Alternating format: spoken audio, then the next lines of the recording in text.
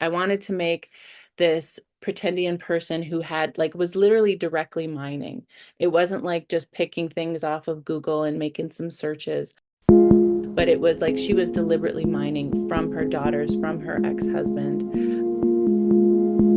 I'm Nathan Maharaj, and this is Kobo in Conversation. My guest is the writer Katherena Vermette, author of the award-winning 2016 novel The Break, as well as the graphic novel series A Girl Called Echo, and a number of poetry collections and books for children. Her latest novel is Real Ones. It's the story of a pair of sisters, Lynn and June, whose mother's claims to Indigenous identity come under more scrutiny than they can bear. Katherena Vermette, welcome to Kobo. Thank you for having me, Nathan. Pleasure.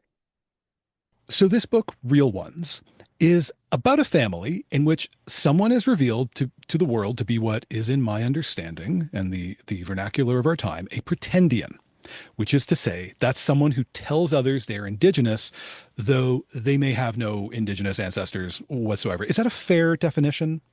That is a fair definition. Yeah, yeah. I mean, I had trouble kind of narrowing down what aspect of pretendian I wanted to talk about, but I thought like what better way to make a mother just totally mine her children, her indigenous children for knowledge, while trying to, usurp something of a career in the art world, as it were. It was over the top, but it felt like it worked. Was it always going to be this mother-daughter tension of stolen identity? Were there other possibilities you were thinking of? I feel like, I mean, no, not for my particular story, but I feel like now that it's out in the world, I feel like it's such a small, like all of these stories of race shifting are completely individual to themselves, you know? So I think as a standalone story, this story of Renee and Lynn and June is very specific. So as much as it talks about pretendianism and race shifting in a general way, it's also a really specific story between a mother and her daughters. And of course, that mother is Renee. Renee. We're going to talk more about her in a bit, but let's talk about June and Lynn, the daughters. Can you introduce us to them? For sure. Two characters, Lynn and June, they each chapter kind of goes back and forth between the two of them. They really play off one another. They're sisters, and in many, many ways, they're exact opposites, but also in many ways, they're incredibly similar. June is a very type A, anxious. She's a professor. She's a go-getter.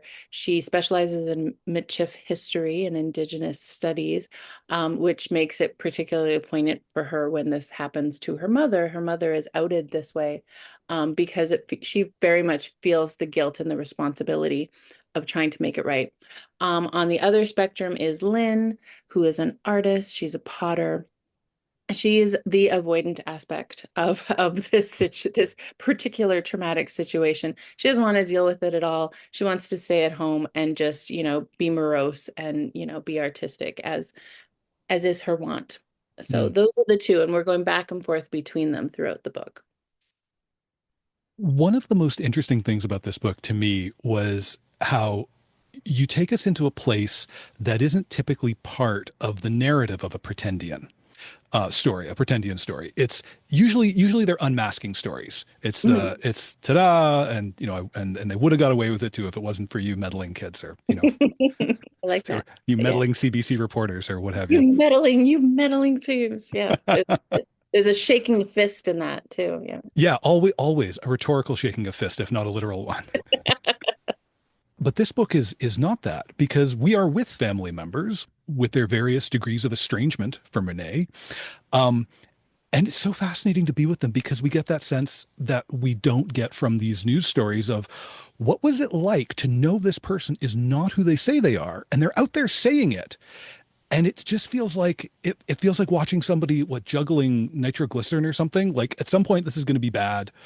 How did you settle on this story being the one you wanted to tell? Um, Very organically. I mean, the story started off in several different parts.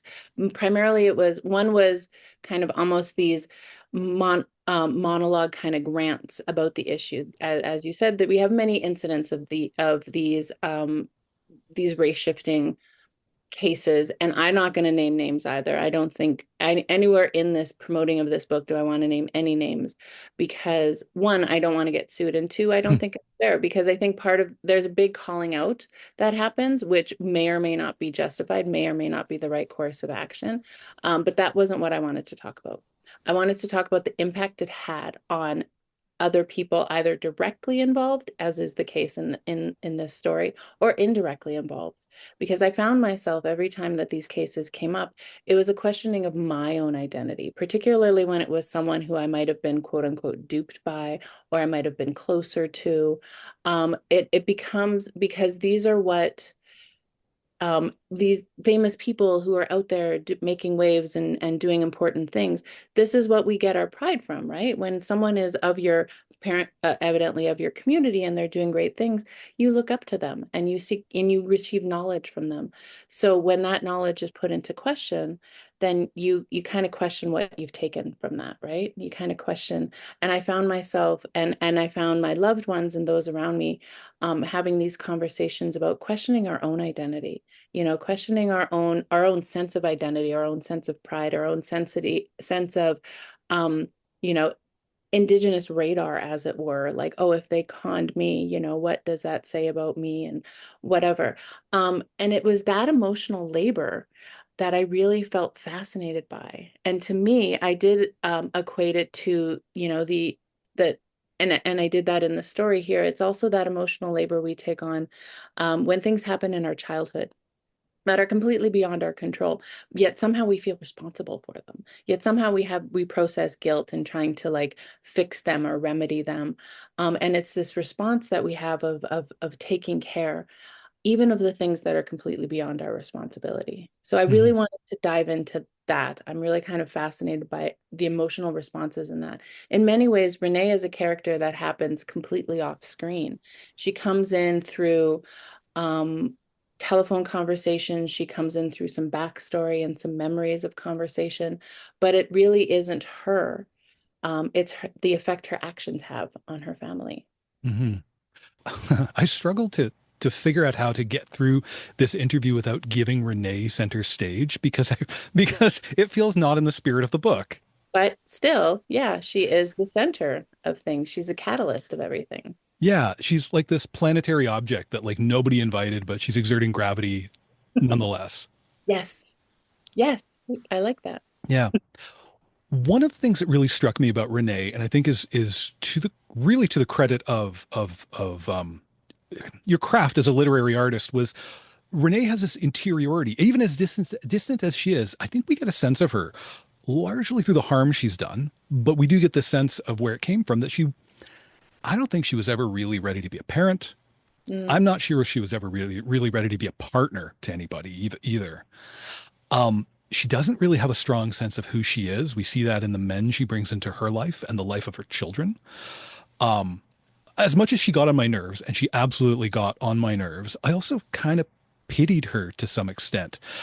Tell me about writing Renee, about crafting this character that I somehow pitied. yeah, I mean, I do that, right? I start off books with what looks like a villain. Mm, And then I get really fascinated by the villain, as we all do. And Renee is not two-dimensional. I don't think characters proper char if you can't write a character properly and have them be two-dimensional, they can't all be bad. There's reasons for that. And I find myself sometimes too enwrapped by what causes people to do things. The questions mhm, around Renee, what would possibly lead her to do this? What would possibly lead anyone to do something like this? And it comes from, for Renee, it came from a deep sense of immaturity, a deep sense of lack of self, a deep sense of and I really don't want to use this word, but it is narcissism. It is this kind of frame of narcissism and not being able to see past yourself. mhm, I'm also obliged to say at this point in the interview that Renee is not my mother, and mhm, in fact, it is my mother, and my mother just wants me to make sure to tell people that, and it's true. In a lot of ways, whenever I craft characters like this, I start off wanting them to be bad and then come back and forth between this understanding about not only their motivations, but how they're like me. There's a lot of ways that Renee is like me. Those those things you were saying about that lack of sense of self, that lack of, maybe that immaturity, because she was a very young parent, so it wasn't just a not an inability to be ready for parenthood. She was a teenager Hmm. who came in, and there's a certain growth stunting that happens when you become a parent at that age. And I think that's something that's very acute in Renee. Um, and this is where, yeah, that's where the character comes away from the issue, right? So there's the issue that we're talking about, but this is one aspect because these are very specific characters. But she kind of, yeah, she's complicated. I love her. I'm very frustrated with her. I totally understand both Lynn and June's very different reactions to her. Hmm. Yeah.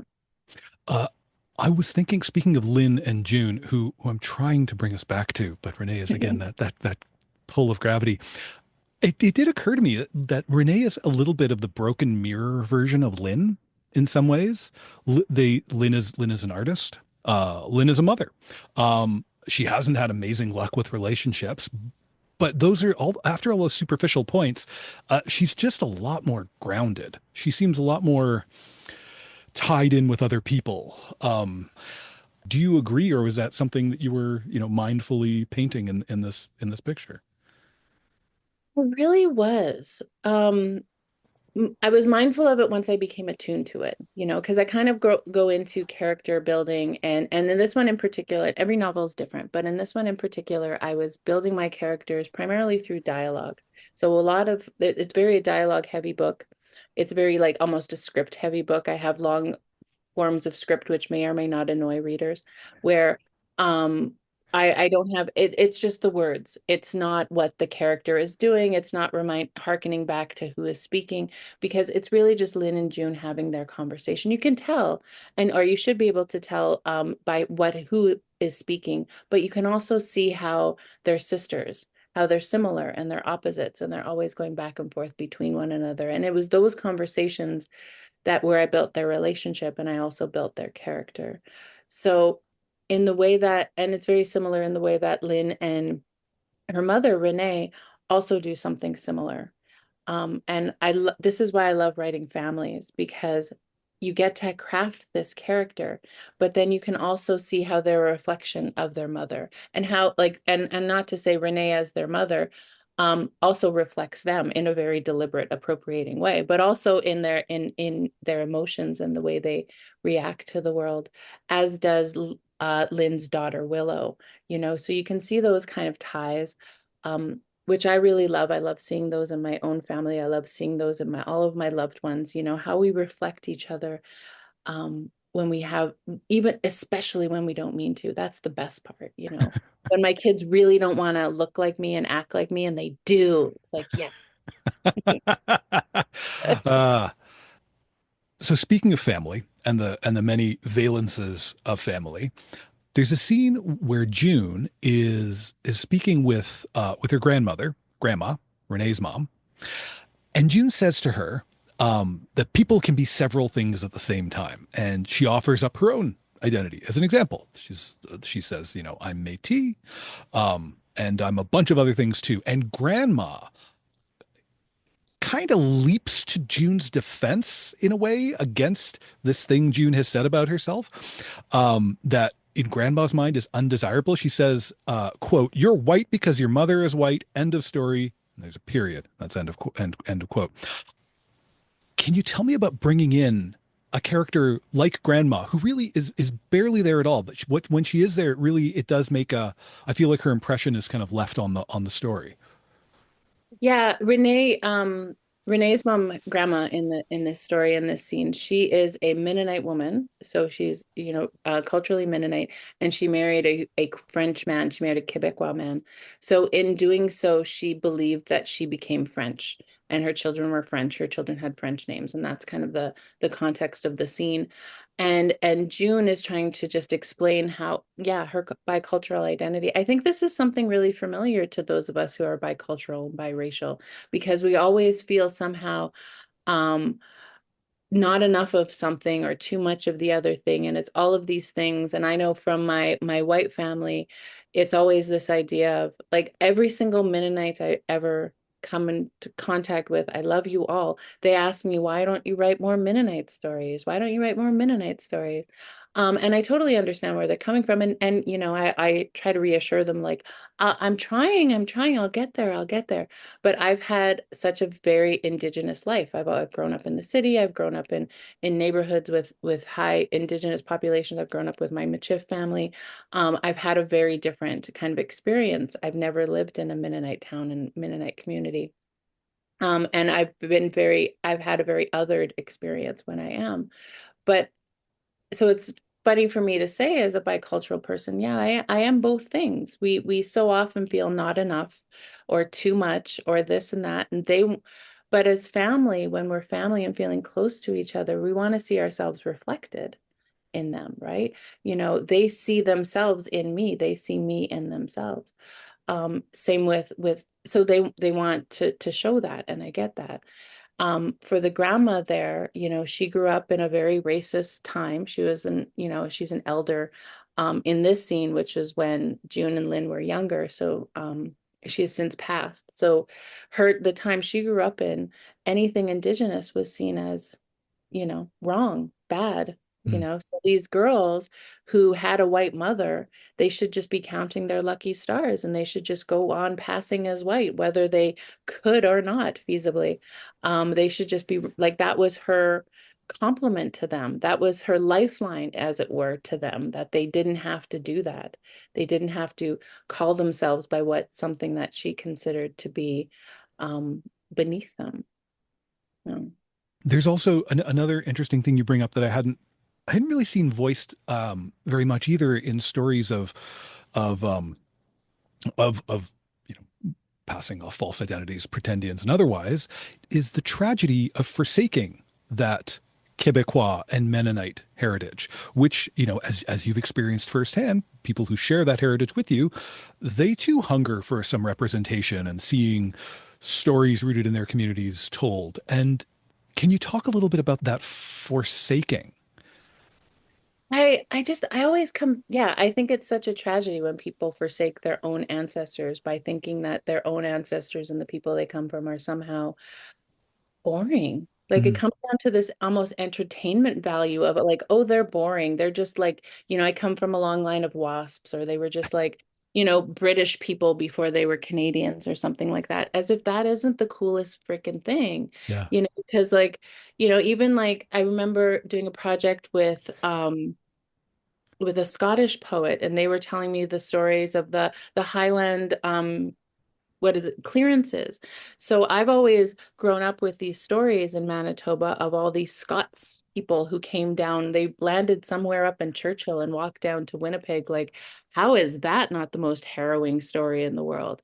How is that not something you would just like claim? If that was my history, I'd be right on that. I think it's so fascinating. Um, I don't think there's anything boring about any of our histories, like honestly, Mennonite people are going to really regret asking me to share my Mennonite versions of the stories, because I'm going to bring up all the rebelliousness that happened. Those Anabaptists got up to a whole lot of trouble for a whole lot of years, and I think that's amazing. We all come from these stories, even if it's just like, a very personal story about like, a whatever quirky auntie in your family. Like we come from stories, and to forsake that for something you think is more interesting, I think is such a disservice to the people who literally made you. You mentioned earlier questioning one's own heritage when someone is exposed to have perpetrated a fraud of identity. One of the facets that really got me to lean in on and really want to like scratch at it was that I think when we see these stories in real life, and again, this is I think the merit of writing fiction, is in real life, the stories tend to have a person with like no claim to indigenous identity. It tends to be very thin if it's there at all, um, and there's kind of a sterility to that. But Renee had these two girls with a nice Métis man, and he's still in the story, and he's still seeing his girls, and he knows about his ex-wife. It's so much more entangled, and it results in blowback that hits the family, that hits people with undisputed heritage. I wondered if this was an aspect of the real life stories that perhaps I missed and that you had seen and wanted to drill into, or was it something you wanted to use fiction to play in to see what the emotional currents were about?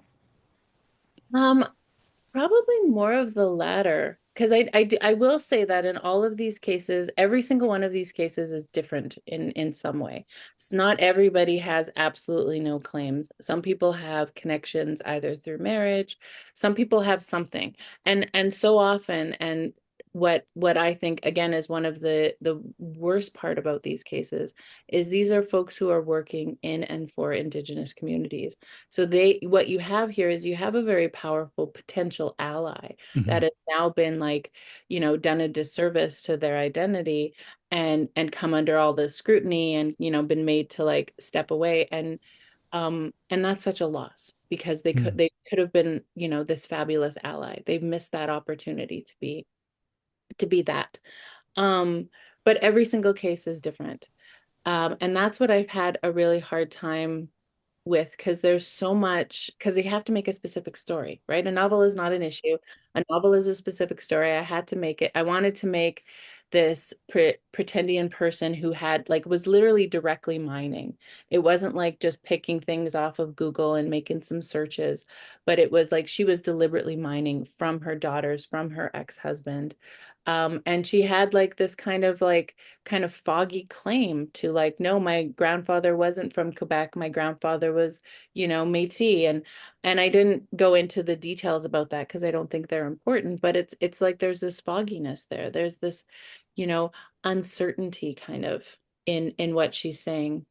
And whether or not her genealogy is or isn't, the stories she's taking to bolster her claims are directly from her kids and directly from her ex. And that's what makes them do direct harm to them. Like there's a scene where Jerome, her ex-husband, talks about like the literal stealing of his story. She's literally took the trauma he shared with her and made it her own. Like that is the harm. That is the violence that happens when these things occur. It's that very direct relationship. So because it was a novel and because it was characters, I did make those direct relationships. But in some respects, when these things happen so often, um, we when we feel those stories in an indirect way. It feels like they're taking my story. It feels like they're getting credit for the life I have lived. They're getting, but they did that they didn't have to live. Um, but they're kind of literally stepping on backs to get up Hmm. while not being true to their own experience. You've used the metaphor a couple of times in this conversation, mining. Oh, And that seems especially apt because that is resource extraction. mhm. That is taking something and then trading it for your own enrichment. And that Renee has done exactly that as Raven Bearclaw. Can I ask about the name? Was that fun? That feels like a whiteboard of laughs. It was fun. There is an attempt, and I don't know if I always get there, but there is a big attempt in humor in this that I do always like my other books have been a little bit more intense. But Raven Bear Claw is funny. Raven Bear Claw is typical. Raven Bear Claw is like, and I want to do this whole had it been more about Renee and not about like had I given her more space, I would have done this whole thing around Raven Bear Claw and this persona that she's adopted and how ridiculous is that name and how over the top like she literally is wearing this spray tan and like these turquoise jewelry like she is over the top. She is like clearly we would have seen her coming a mile away. Um, And like but woodland art has something to do with yes, it. She's just yes, she just grabbed some Norval Morrisseau for fun. it's a hodgepodge of indigeneity. She's literally wearing a scarf from Guatemala kind of thing. And like it's just and that's the kind and that's and it's poking fun in a lighthearted way, but for me it felt like it was highlighting like institutions buy into this. You know, institutions kind of lap on when you don't have any kind of answering our policy to proving of identity, then people get in and take on these roles, and it can look ridiculous, and it can look like a hodgepodge of different indigeneities, and it can be inconsistent stories, and it's the onus is on the institution, the onus is on the granting body, the onus is on the university, the onus is on the organization to figure out ways to stop that from happening. Because if your organization or university or granting body is only non-Indigenous folks who don't understand this at all, um, it's going to look ridiculous for those of us who do. Yeah, it occurs to me as you describe that, it also would seem that an institution that is entirely without uh, members connections that understand the culture that are part of it, that they would also then be more inclined to be persuaded by a walking indigenous flea market like Raven Bear Claw, as opposed to someone who might be like white passing, but Mhm. has been raised among traditions and maybe have a little bit of language or whatever, but they're not performing it. They're not performing it adequately. Exactly. And I think that's true of all cultures, that when you're not familiar with the culture, when you see it performed, then it looks familiar to you. And when it looks familiar, then you feel somehow at ease by that because you're like, oh, you're reinforcing what I believed that culture would look like. Everything is okay. And I think this happens. I know this happens in Indigenous communities, and I'm certain it happens in all communities, that when you don't look the part, when you don't dress the part, maybe when you don't talk the part, or have certain, whatever looks, then suddenly it's becomes this act of proving, because people think, oh, well, you're not, you know, um, if you're like, I've always been very white passing. I've always had the privilege of an institutional education. I'm well spoken. I can do this and do that, and then there's this automatic questioning, you know, of that can happen and has happened, of how much or how little, because when I'm not confining to someone's stereotype, then rather than questioning their stereotype, they question me, and therein lies the problem. Mm. I want to support a statement you made earlier, that you were trying to be a little bit funny. This is a funny book. Thank you. There are funny bits in this book. Oh, I'm so happy about that. I mean, Lynn gets a lot of the zingers, but like there is a bubbling, it doesn't rise to the level of farce, but it's clear that we're gonna play this tragedy a little bit for comedy. And I think as you said, if people have only read The Break, and they come to this, they might not be primed. They might they might push the jokes aside and say, well, clearly I read that wrong. I shouldn't be laughing. Yes. Um, and I kind of poke a little bit in with Lynn with her parentheses conversations, and somewhere in the beginning of the book I talk a lot about sarcasm and how sarcasm is our love language. So I'm hoping that triggers folks to understand that. And when Lynn does the backstory, she's really kind of ridiculous about it. Um, so I'm hoping that works because it is sarcasm. And if you don't know sarcasm, I speak nothing but sarcasm. So, and this book is like like Lynn is sarcastic from start to finish, and I always tell people like 90% of what I say is sarcastic. So please just, and I always try to I always try to be funny. So, and I don't always get there. So Mm. I'm really happy when it reads. Yeah, it was lighter than I thought. I was like, oh, Katherena Vermette, sorry about pretendians. I'm like, okay, let's go there. Yeah, I should say I always try to be funny. The Break was not like, there was a little bit of like warmth and kind of humor in and around, but it was a very serious book, and the other novels were very serious. I do try to like cram some love and hope into there. But I didn't it was not the right tone for funny. Yeah. So I really kind of let it loose a little Mhm. bit in this one. Yeah, well, you've been storing it up. I've So, been storing it up, I needed, yeah, I've been waiting. as I alluded to in the introduction, I also read your graphic novel series very recently, A Girl Called Echo, and it's about a Métis girl who slips through time to witness historical events. That's my one line summary. You have described that project as a collaboration between your illustrator, your colorist, shout out colorists who don't get enough attention, and your publisher and yourself. Can you speak a bit about that, how that collaboration worked? It was, well, A Girl Called Echo was many, many years in the making. I think it actually, okay, the impetus of how A Girl Called Echo started out is that I was at my publisher's office. I had done a series of picture book stories for High Water Press, and I was talking with Catherine, who's a publisher, and Anna Lee, who's the ended up being the editor for the first three books. Um, and I was kind of giving them heck because at the time they had one graphic artist or one graphic novelist who was a woman. They mostly did stories that were either dog rib or Cree. Um, and I was just giving them heck, like, you should get more women graphic, or not are women and non-binary graphic novelists out here, and you should, we're living in Winnipeg. They're from Winnipeg also. We should have more Michif stuff out here. We should talk about Michif history. And they kind of just turned to me very appropriately and said, "Well, you are not a man, and you are a Michif person, and you're a writer even. Like, let's go." Um, Well done. well done, Kat. Well done, you.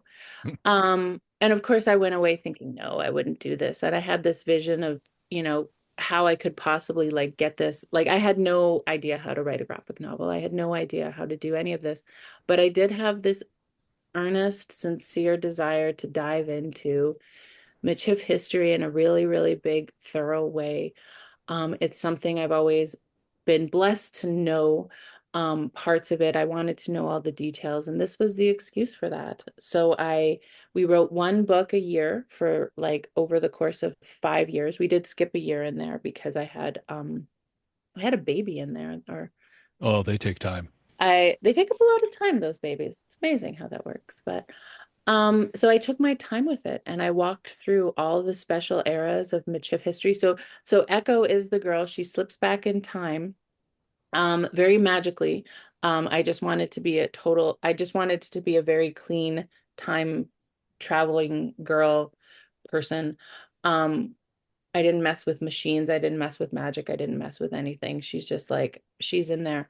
The original synopsis of the book is Echo is a girl with magical powers. She can read something and it will come alive. So that's the idea. She's literally just stepping into the past and through the main eras of Michif history. So Michif centered around the Red River. We had three major skirmishes with authorities, the Pemmican Wars, the Red River Resistance, and the Northwestern Resistance, which happened in Batoche in what is now Saskatchewan. And then following that excessive display of resistance to the government, we had a really long diasporic kind of era where we kept getting kicked out of places, which is what is often known as the road allowance era because we were denied treaty, so we kind of wandered around Crown land for a couple Mhm. of generations, um, set up communities, and then were forcibly removed, over and over. Um, so it was Echo.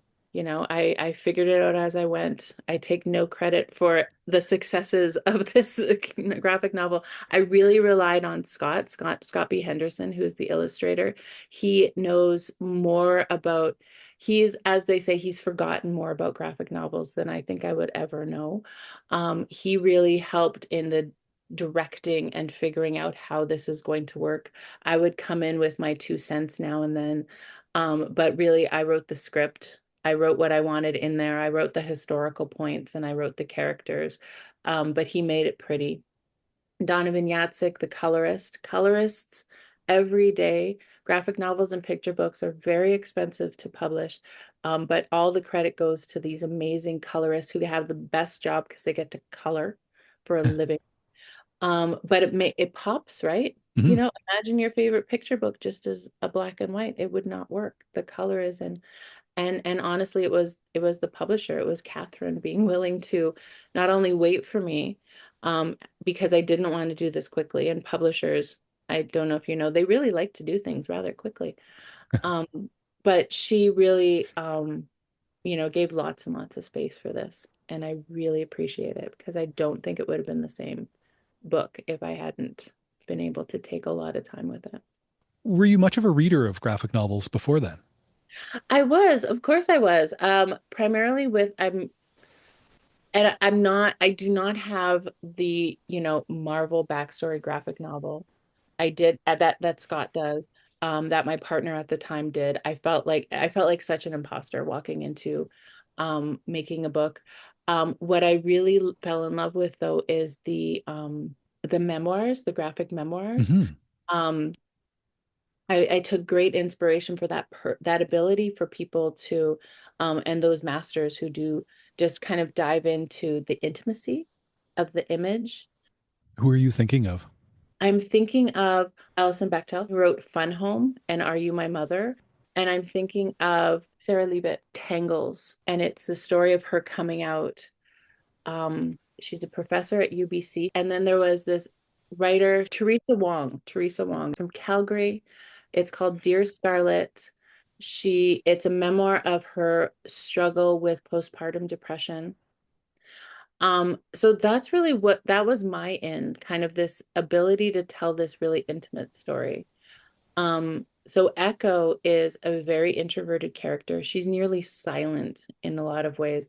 I thought it was such an interesting, I don't think she could have been rendered appropriately in a prose way, in a prose format, because everything that happens to her is visual. Because Echo tries her best not to be seen, not to be heard. Yeah, Echo is, and she's someone who at the beginning of the series, she feels very alone. She's not alone, thankfully. She feels very alone. Mhm. She's very introverted. She's got the power of the earbuds, what my kid used to call them, like, the cone of earbuds. My emotional support earbuds. And that's how she's getting through these changes. Her mom is um in a situation, she is unwell, and I purposely didn't say anything about how her mom was unwell. Her mom could be physically ill, her mom could be, whatever is wrong, but she's separated from her mom and needs to stay with her auntie, who has a lot of things going on. um so it's really her feeling alone, and part of what she finds as she slips back in time is community. She finds this immediate sense of community, which is kind of where my fantasy, if I could have any superpower, it would be time travel. If I could go back in time, I would go back to exactly these points in time. Mm. You would find me on the buffalo hunt in 1812. I would just dive right in there. I would, get right to work and just like hang out with my ancestors. This is total fantasy. But she gets that family and she gets that support. And through the course of the book, she realizes that even in her present day, even in the struggle she's feeling, she's always had that. That's her superpower. Mhm. Our ancestors are our superpower. They're where we come from. Um, so it was, yeah, it was so fun to write. It was so fun to learn all of these historical facts. I agonized over how to put them in, what to put them in, because you have to, like, history is so much happens in history, and you have to boil everything down and explain everything away. And if you know anything about Michif history, like, it involved a lot of petitions. Like Louis Riel, for all his reputation, the guy just wrote a heck of a lot of petitions. He was all about writing the petitions and petitioning people and he had a lot of meetings. And it's hard to make that exciting, because it's not. And it wasn't until it was. Um, so it was trying to boil everything down into these really actionable scenes, that did happen, but you have and explain it all and give it that context. It Mm. was it was really intimidating Mm. because that's history is important to all of us in my community. And I really didn't want to get it wrong. It made Louis Riel so relatable to me in a way that I hadn't felt before because it was like, oh, this guy's going to approach this problem as like, I'm going to write a thing again. I'm going to write it differently. I'm going to use different words. I think I can win with words. Like if I just the man was not running to a pitchfork and or rifle like as option A. It was really like option, double Z.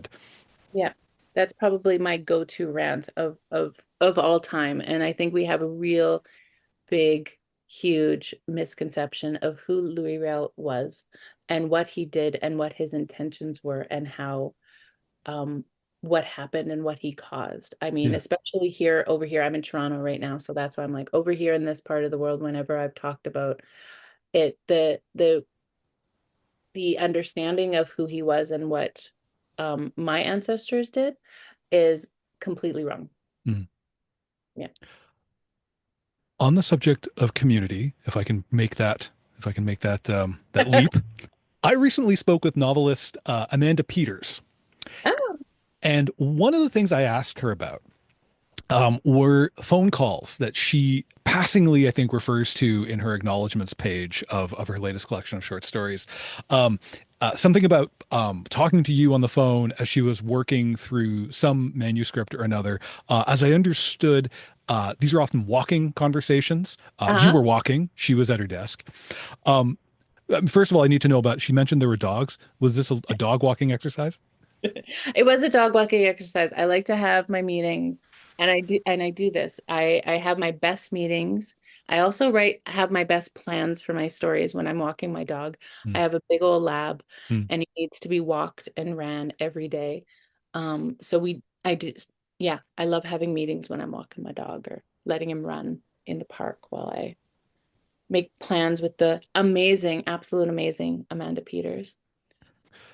It's a lot of effort to read someone's manuscript, knowing you're probably gonna have to read it again because you've got this relationship around their work. It's the relationship with a person that's around the art they're making, and that they're gonna keep trying to make it better, and it's gonna be a lot of back and forth.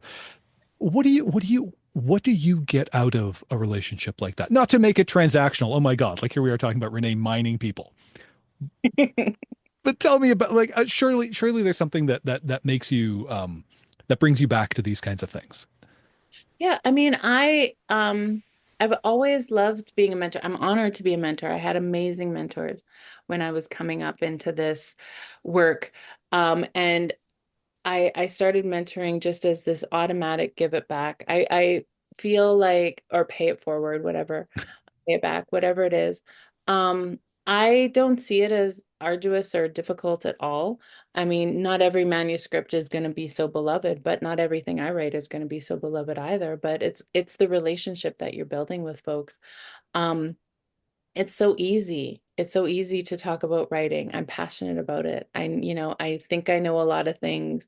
I love learning from mentees. I think that's what um mentors and teachers, why we love that so much. We learn so much from folks who supposedly are learning from us, right? Um, I think that the best way to write for, my first writing advice to anyone who wants to write is reading. Reading other people who are writing, like manuscripts in process, reading other books, just reading and constantly like engaging yourself in writing in different ways. Because just the actual just writing and creation part of writing is a very small part of it. Never mind that, 9/10 of the bookmaking process is going to be editing anyway. But then another 9/10 of all of the bookmaking process is talking with other folks, creating community if you're lucky enough to, and really doing things, talking about your book, things like this. It's all like there's so much around just making that book. And I've learned so much from my mentees like Amanda. Amanda came up, I was asked, it was a Rising Star program through the Writers Trust. I was asked to pick a writer that I would be interested in working with. And I picked Amanda just because she was like this gem. She had these stories, and we worked on this collection, though, Waiting for the Long Night Moon. We worked on some of those stories, and it's yeah. It's a joy. She taught me so much about her place and her life and her folks and her people, her community, her way in the world, all of those things shone through. So I'm better for it. Katherena, thank you for joining us. It's been really great to get some of your time. Well, thank you so much. My pleasure, Marcy. I have been speaking with Katherena Vermette, author of the novel Real Ones. Find it and all of the many books we spoke about at Kobo in Conversations home on the web. It's kobo.com/conversation. There's a link in the show notes. That makes it easy. Subscribe in your podcast player to catch every episode. And if you enjoyed this one, share it with someone you can be real with. Kobo in Conversation is produced by Nathan Maharaj and hosted by me again this week. Michael will be back soon. Thank you for listening.